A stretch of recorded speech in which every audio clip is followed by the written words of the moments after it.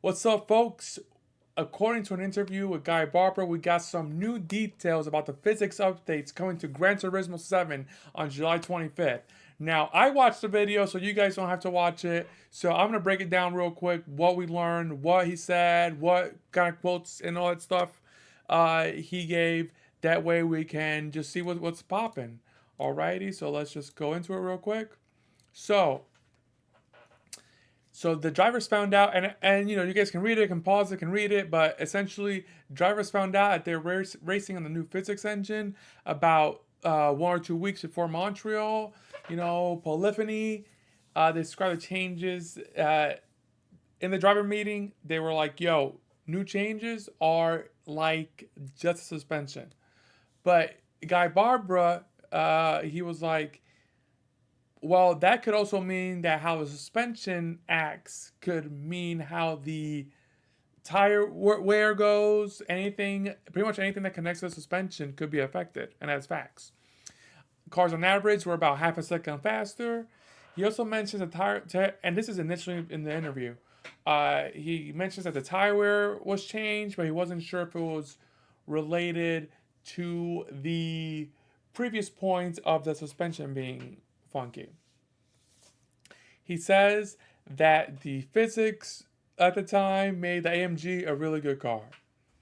So then they just talk about things, whatever, and then back on 2144, they get back into the physics.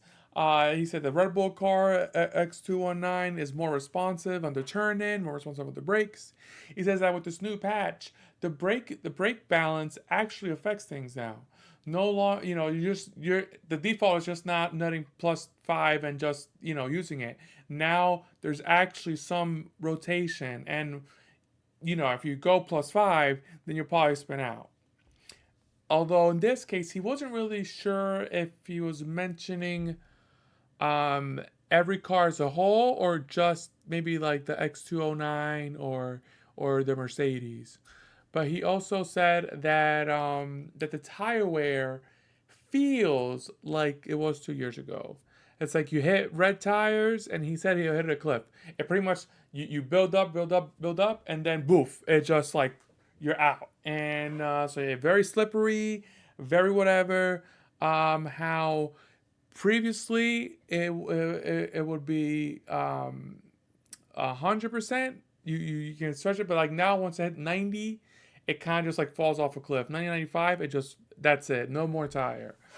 He also said that if you're in a mid-engine rear drive car (MR), you would oversteer like crazy. Front rear, you would understeer like crazy, and you also need to make sure to slow down about 100, which is like 60 miles per hour, to like 60 to 65 miles per hour to make sure to make a turn, and I'm 100 to 120 kilometers per hour.